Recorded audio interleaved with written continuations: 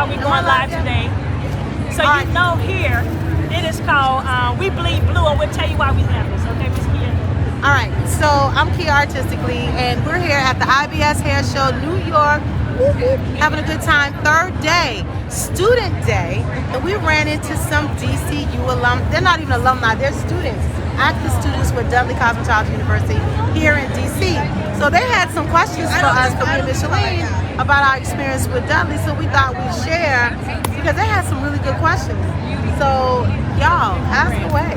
So I'm Kiki. I'm currently a student at Dudley, and I had asked how was her experience at Dudley, because right now as a student I am kind of struggling with how to do hair, and I just wanted to, you know, ask and see how her experience was with doing hair at Dudley.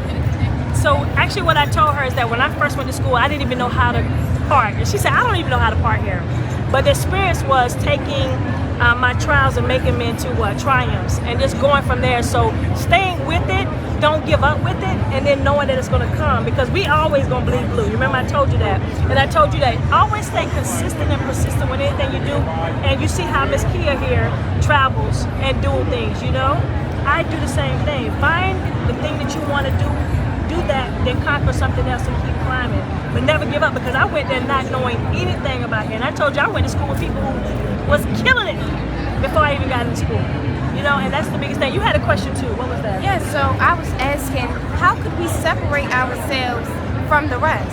What will make us different, you know, from just learning the regular hair school? So I just wanted to have some information on that. And I love seeing Miss Keya just explain how she separated herself with the color line. So two things. One, I share the same story as Micheline. I didn't know anything. I got into hair school on a fluke. Like somebody just randomly was like, you should just do hair. And I was like, for money? And so when I got there, I was very behind the curve. But one thing I had, like Micheline said, was a lot of persistence and making for certain that I was going to be on par with everybody else. And that just meant I had to work a lot harder. I had to stay late. I had to come in early. I had to go through more mannequins. I literally just had to work harder than everybody else just to get where they were. But ultimately that paid off because I was smart. I used what I had to my advantage. So sometimes you might not be the most bumping and curlingest, or back then it was the finger wavingest, but what are you good at? I was smart. I knew book smart. I was chemistry smart. So that's kind of a telltale of where I am now with color, because I just always leaned into my strength. So when it comes to figuring out how to separate yourself, what are you good at? Where are you strong at? Where do you thrive? And wherever that is, lean into that a little more and bring that to the surface. That's what's going to make you different. So even though everybody might be able to know how to lay a lace, right? Yes. But maybe you know how to custom color the lace as well. Exactly. Or maybe you know how to lay it where it's undetectable or it lasts longer. Or you know how to cut it and make it look really custom for every person. Whatever your niche is, lean into that. But dig into your core strength. So that's how I feel like you separate yourself. Because we all do hair, but what do you do internally into that? What is it that's going to make you a little bit different from the next one? And one of the things I did when I was in school, when we used to have to wear the white, I would go and change it to my navy blue. People thought I actually was an educator before I was an educator. I was still a student, but I went over there and I was learning at the same time. So when they said, show me how to do it, I'd be like, okay, playing it off. But I was learning people. But one thing that Dudley also taught us is how to be great servants. You have to learn about being a servant so that when it's your turn, you're going to be that leader. So don't look for what's in it for me, because it's going to come in due time by just coming back. Like Keya and I was talking about last night, how everything turned back 360. How people like, you know, we've been friends for years, but now when you come back around, how a full circle of how you can still be a servant to each other and still grow. So when they tell you to do something, do it without reservation or hesitation, right, Keya? Just do it. When she said, Mitch, come, I was like, yeah. Then she said, no, come.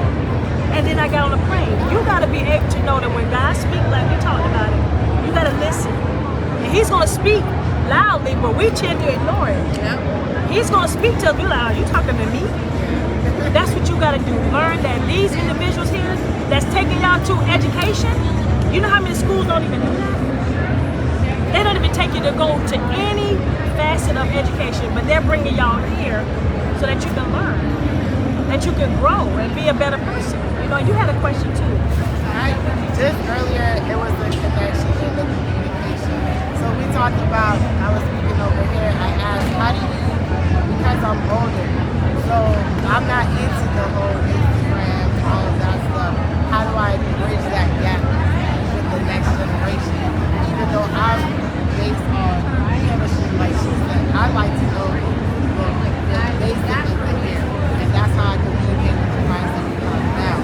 Just like you said with education, that's my important part. I want to educate you about your hair, so when people like you feel good about even my service.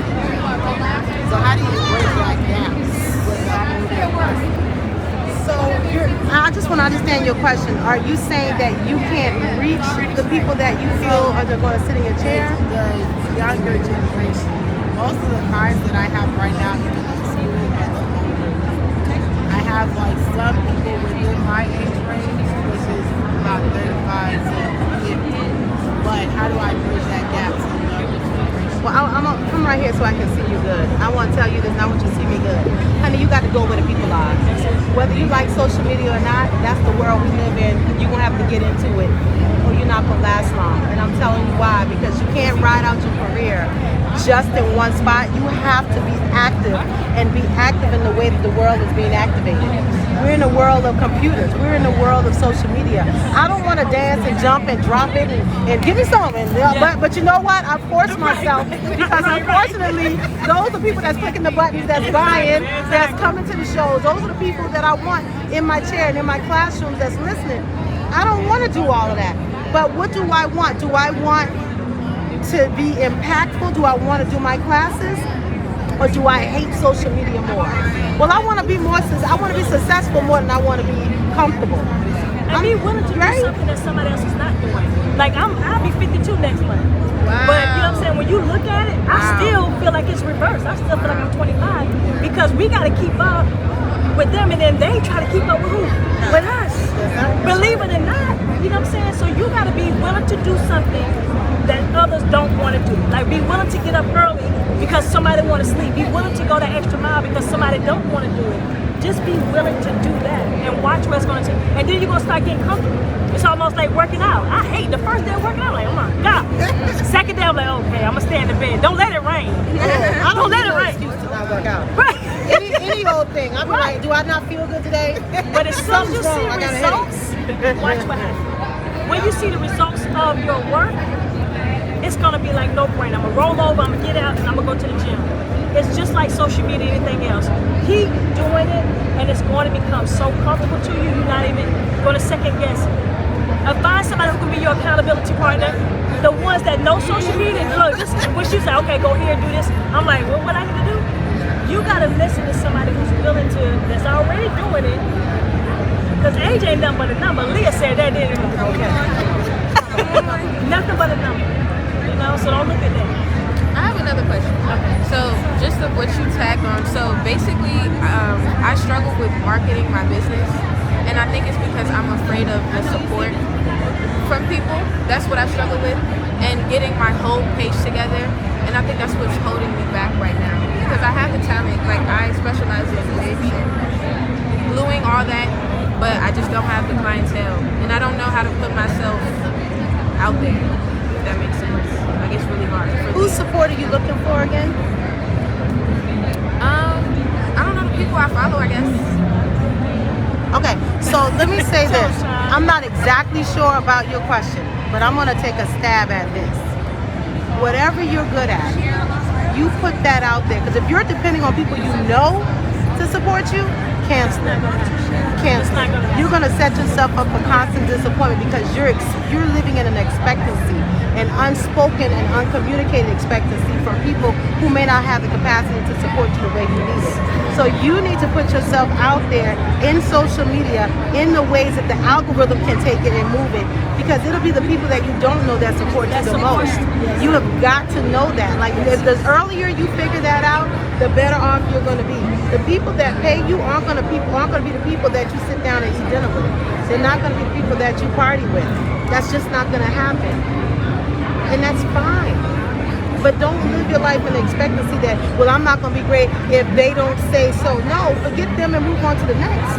It's not about them. And don't count likes. A lot of people want to say, oh, I didn't get this many likes. You don't look at that. You look at, they seen it. When you look at that insight, it is say, okay, you got 4 likes, but 400 people seen it, they seen it. They may not ever like that button. That's fine, but they see you and you have to be consistent. So don't count those numbers. You count that every day I woke up posting something, if not every day, every other day, and remix it. If it's something you post months ago, repost it again. Because somebody somewhere else didn't see it. Wake up at night, you post it because it's 4 o'clock here, but it may be 2 o'clock somewhere else. And those people are on social media. Things like that. But the biggest thing, they don't look for support from people who's in front of you. Look for them support way over there. This person that said, I seen you, I followed you, even this weekend. Oh, you that girl that I didn't know. Even she said, I've been watching you for a while. I'm like, wow.